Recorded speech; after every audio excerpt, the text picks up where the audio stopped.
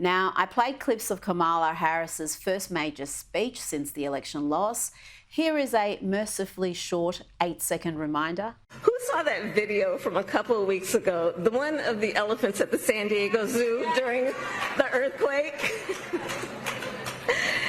And here is Stephen Miller with a message for Kamala Harris and the broken Washington Press Corps.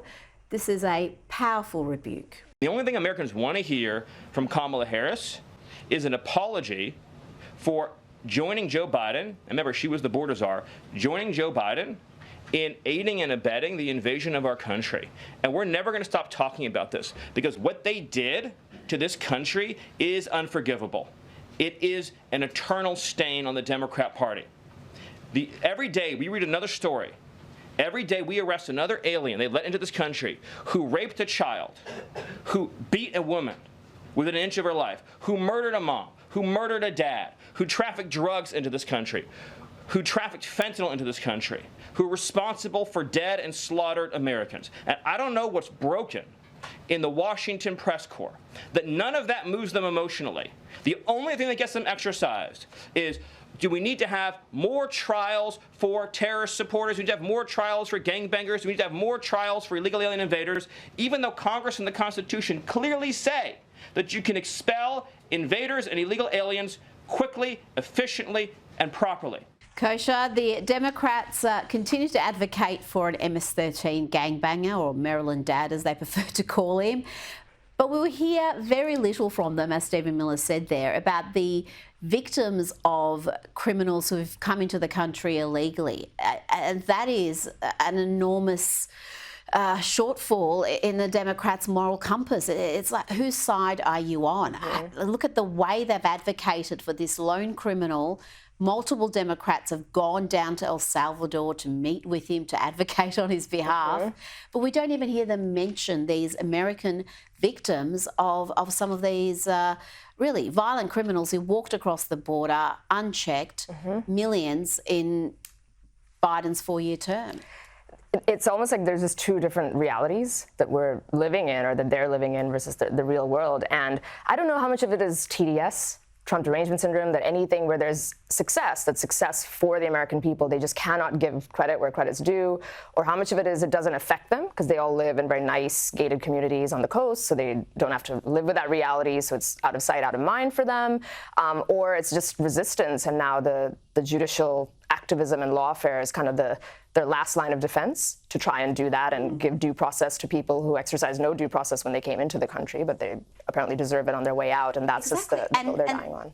That would mean you would have these cases, given the millions that have come through, for 20, 30 years. I mean, it is just completely ridiculous to suggest that they have to exhaust a legal process as if they're American citizens and entitled to the same rights.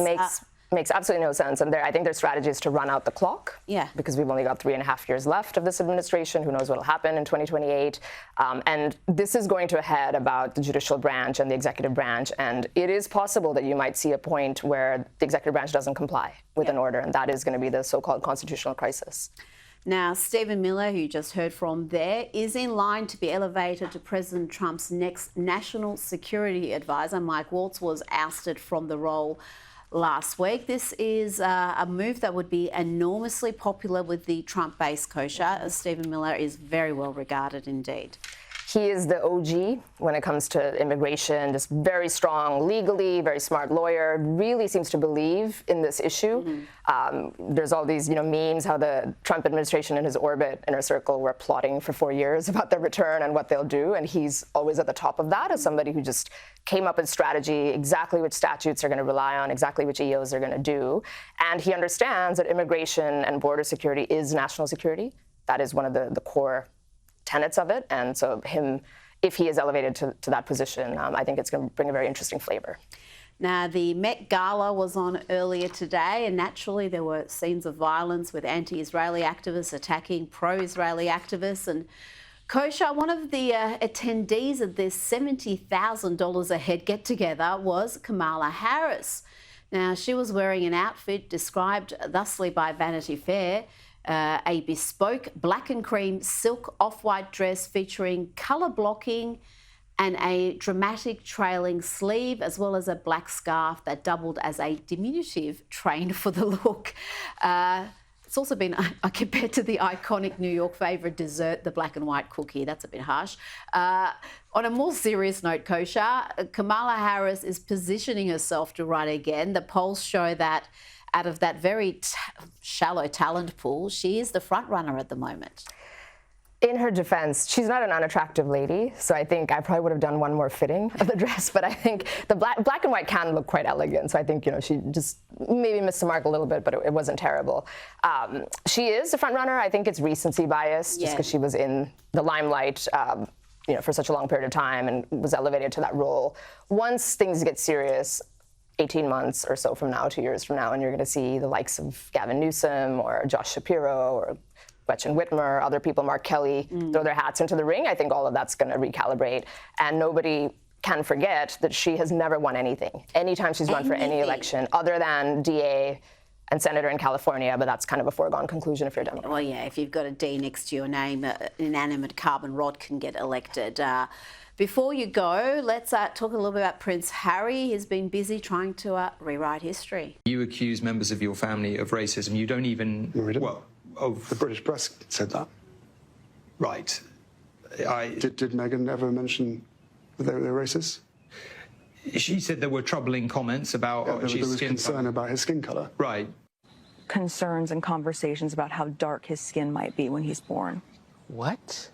Who is having that conversation?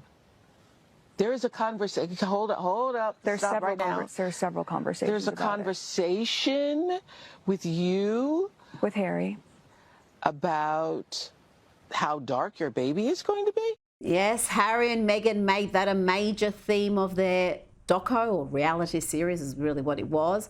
Kosha, now they want to claim it was all the work of the evil media, that they were just talking about unconscious bias. I mean, these semantic games they're playing, no one's falling for it. No one's falling for it. There is a blueprint for it, whether it's everybody pretending that nobody knew about Joe Biden's mental decline or this. They tend to memory hold things and think we're not paying attention. We live in the day and age of videotape and social media, and that footage over there is never going to be forgotten, both what she said and Oprah's bad acting, where she's like, what? And nobody's going to ever forget that, and he can try to rewrite history all he wants. It's not going to work. Kosha, thank you so much for your time, Kosha Gator.